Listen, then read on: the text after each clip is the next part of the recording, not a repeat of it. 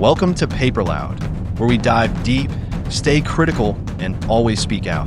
Today, we're tackling one of the most explosive movements in recent U.S. history, the hands-off and 50-51 protests. Is this a grassroots uprising fighting for democracy, or just a chaotic wave of resistance? Let's break it down and find out.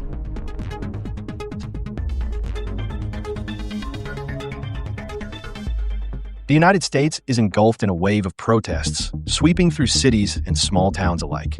At the heart of this unprecedented movement are the hands-off protests and the 50-51 campaign, a synchronized effort to stage demonstrations in all 50 states on a single day. The scale of these protests begs the question, what compels millions to flood the streets? Is it merely discontent with policies, or is the nation itself rebelling against a deeper threat to democracy? While mass protests are no stranger to American history, this wave feels different. It's not just the size or scope, it's the sense of urgency. Protesters aren't merely venting frustration. They're calling for nothing less than a restoration of democratic values. But what exactly sparked this resistance? What pushed everyday Americans to fight so fiercely for their rights? Background and causes to hands-off. Protests erupted as a direct reaction to the political decisions made during Donald Trump's second term. At the forefront is Trump's aggressive economic strategy, where sweeping global tariffs intended to shield American jobs have instead crippled industries and sent businesses fleeing overseas. The ironic twist: measures meant to secure jobs have instead slashed them, leaving communities economically stranded. However, economic fallout is just the beginning. The real catalyst lies in the drastic cuts to public services and government agencies, orchestrated by Elon Musk, appointed head of a newly formed Department of Government Efficiency. Musk's mission: to eliminate government waste. The reality: decimated healthcare, gutted labor protections, and millions left vulnerable. In Musk's vision of streamlined governance, essential services became collateral damage. Equally damaging is the administration's assault on workers' rights. Under the guise of fostering competitiveness, union protections have been gutted, collective bargaining rights dismantled, and wage standards weakened. What the administration touts as economic reform feels more like a brutal crackdown on organized labor. Simultaneously, the administration has intensified its attacks on marginalized communities. LGBTQ+ rights, painfully secured over decades, are systematically rolled back, while immigration policies grow increasingly draconian. Politically charged raids on migrant communities sow fear, further dividing an already polarized nation. The message is clear: conform or face persecution. Social welfare programs have not escaped the knife either. Cuts to Social Security, Medicaid, and public research funding have sparked outrage across social strata. Far from promoting efficiency, these measures feel like a deliberate abandonment of the nation's most vulnerable, a cost-cutting agenda that sacrifices human dignity at the altar of fiscal austerity. Above all looms a growing sense of creeping authoritarianism. From discrediting independent watchdogs to branding critical media as fake news, Trump's rhetoric cultivates division and paranoia. Protesters see these moves not just as political tactics, but as existential threats to democracy itself.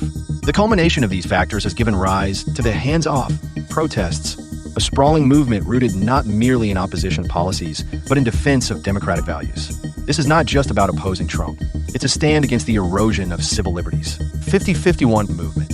Structure and mobilization. While the hands-off protests serve as a spontaneous eruption of discontent, the 50-51 movement has channeled that energy into a coordinated force. Named after its core principle: 50 protests, 50 states, one day, it is a decentralized yet meticulously organized effort. Unlike top-down leadership models, 50-51 thrives on grassroots democracy. The concept originated from the subreddit r/5051, where users brainstormed ways to fight back against the Trump administration's policies. The idea of a single, nationwide protest day quickly gained traction, harnessing the power of online communities.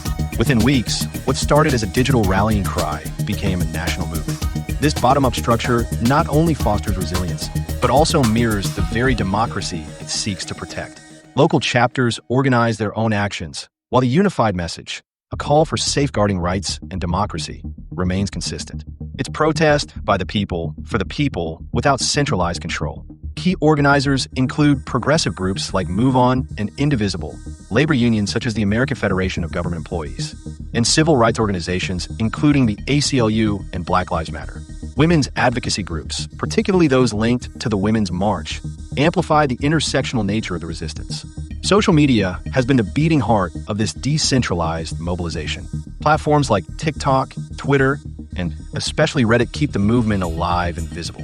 Viral hashtags like number 5051 and hashtag handsoff not only organize but also energize, making it clear that this is not just a protest.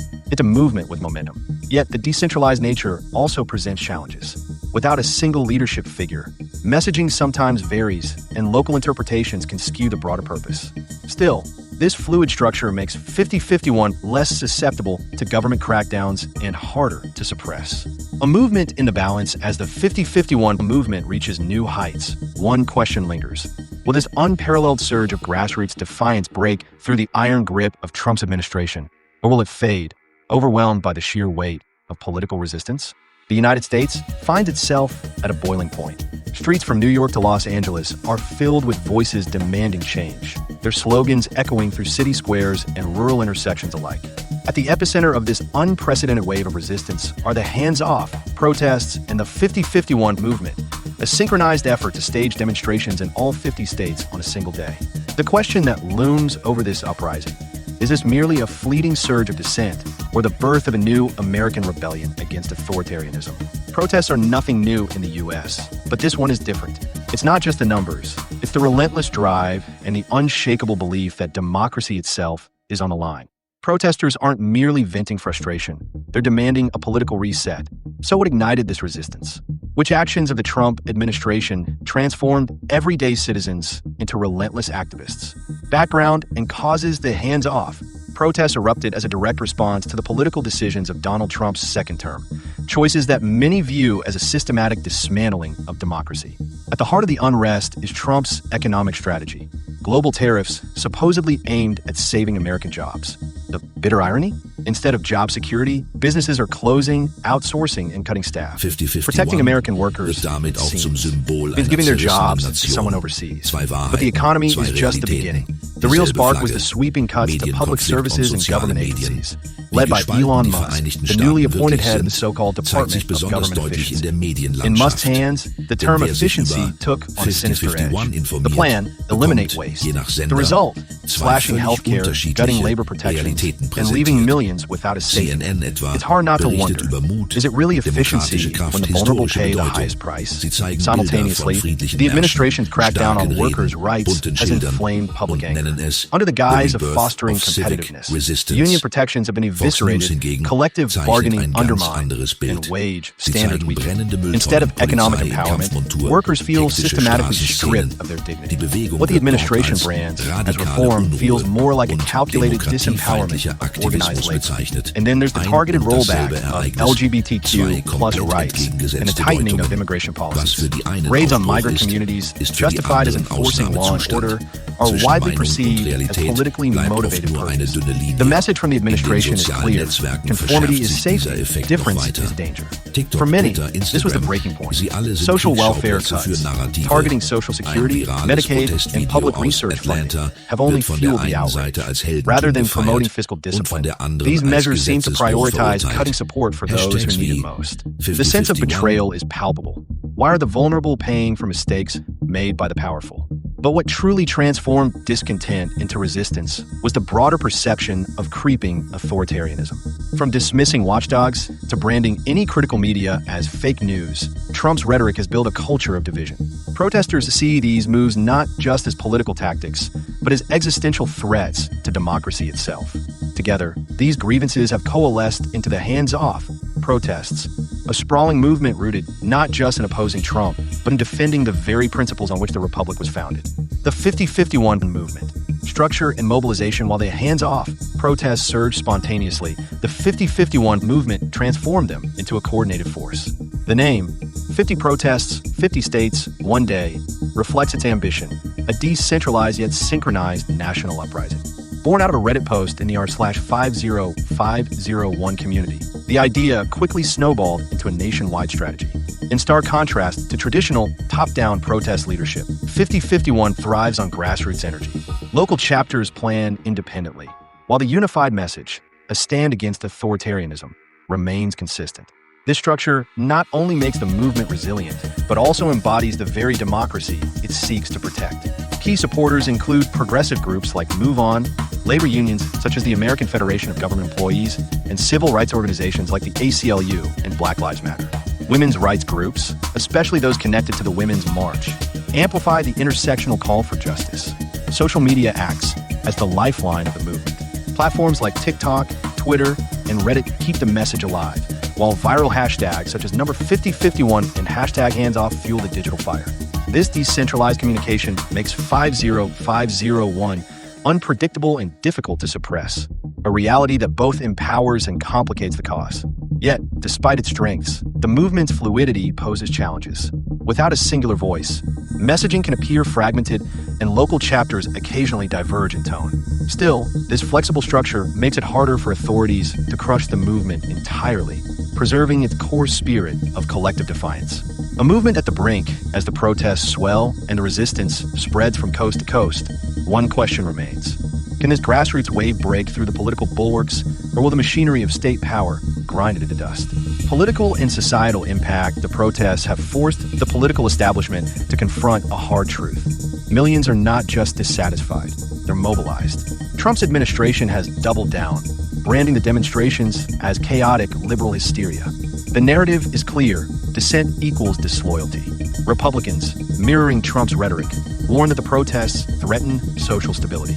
Meanwhile, Democrats cautiously signal support, balancing empathy with a fear of political fallout. The rift is palpable.